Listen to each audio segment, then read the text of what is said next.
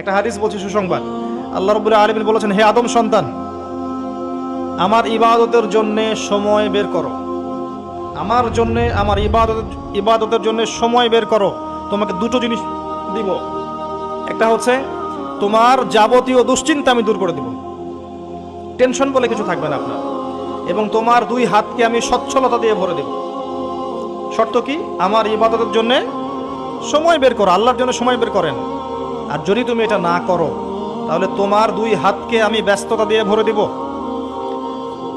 এই যে কপালে অভাব লিখে দিবেন আল্লাহ, কোনোদিন অভাব দূর হবে না। আল্লাহ পাক আমাদেরকে তার ইবাদতের জন্য সময় বের করার তৌফিক দান করুন। এখন যৌবনকাল, এত তাড়াহুড়ার কি আছে? পরে ভালো হয়ে যাব। শয়তান এভাবেই ডিসিভ করেছে, প্রতারিত করেছে। যদি পারেন একটা উমরা করে আসতে পারেন, যদি সুযোগ হয় উমরা করে আসতে পারেন। সেখানে গেলে আপনি ফিল করবেন রমজান কি জিনিস। নবী সাল্লাল্লাহু আলাইহি ওয়াসাল্লামের রওজা জিয়ারত করবেন, আপনার মনের মধ্যে একটা চেতনা কাজ করবে। কিরকম চেতনা? নিজেকে ছোট মনে হবে। তার কবরের সামনে দাঁড়িয়ে সালাম দিবেন, পাশে দেখবেন আবু বকর সিদ্দিক রাদিয়াল্লাহু আনহু শুয়ে আছেন, পাশে ওমর ইবনুল খাত্তাব। আপনাকে নিজেকে ছোট মনে হবে। আপনার মধ্যে যদি বিবেকবোধ থাকে, স্বচ্ছ মন থাকে, আপনার মনে হবে যে আমি যাকে সালাম দিতে এসেছি তার সুন্নত তো আমার মধ্যে নাই। আমি যাকে সালাম দিতে এসেছি, আমি তো তার দিনের জন্য কিছুই করলাম না। এই দিন তো তিনি আমানত রেখে গেছে। এই ফিলিংসটা আসবে ওখানে গিয়ে দাঁড়ালে ইনশাআল্লাহ তাআলা।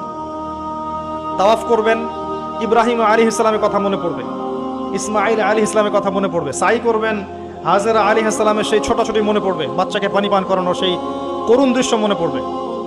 আরাফা ঘুরবেন, ঘুরে আসবেন, ওখানে গেলে আপনি কিয়ামত ফিল করবেন, যে মাঠে মানুষ একা একা থাকবে, আল্লাহর সামনে দাঁড়াবে। বাকিউল গারকাত আছে না, পিছনে কবরস্থান, ওখানে গিয়ে দেখবেন উম্মতের শ্রেষ্ঠ মানুষটা ঘুমিয়ে আছে। কারো কবর মাজার হিসাবে নাই, পাকা করা নাই। উম্মতের শ্রেষ্ঠ মানুষটা ওখানে ঘুমিয়ে আছেন, কারো কবর কেন্দ্রিক তাওয়াফ করা হচ্ছে না, চুমু খাওয়া হচ্ছে না, পূজা করা হচ্ছে না। সবার কবর শুধু এতটুকু পাথর আছে, এতটুকু পাথর থেকে চেনা যায় যে এটা একটা কবর, আর কিছু চেনা যায় না। কার কবর কোনটা সেটাও জানা যায় না। ওখানে গিয়ে দাঁড়ালে আপনার মনে হবে যে আপনি এই পৃথিবীর সবচেয়ে নিকৃষ্ট প্রাণী। আপনার মনে হতে পারে, আমার তাই মনে হয়েছে, যে এখানে যারা শুয়ে আছে তারা জান্নাতি, আমি তাদের সামনে দাঁড়িয়ে আছে, আমার তো কোনো মূল্যই নাই আল্লাহর কাছে। আপনার এই বরত্ব, এই যে ক্ষমতার দাপট, জনবলের দাপট, টাকার দাপট, অর্থবিত্তের দাপট, সব মনটা নরম হয়ে যাবে ইনশাআল্লাহ। মনে হবে যে আপনি খুব ছোট্ট ক্ষুদ্র একটা বান্দা। আসলেই আমি তাই। অহংকারটা কমে আসবে, মন নরম হবে, মৌতের কথা স্মরণ হবে, পরকালের কথা স্মরণ হবে, আল্লাহর নূর আপনার কলবে আসবে ইনশাআল্লাহ। মন নরম না হলে আত্মশুদ্ধি অর্জন হবে না।